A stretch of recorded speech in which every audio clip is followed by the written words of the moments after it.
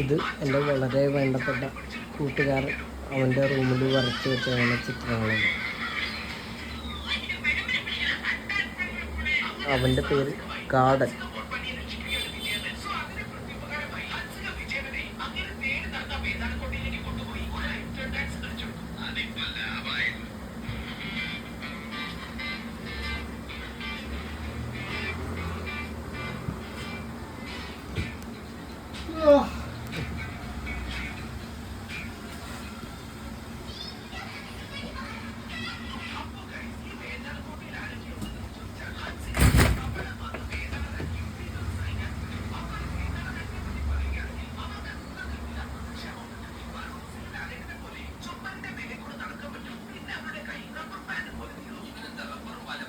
കാണാ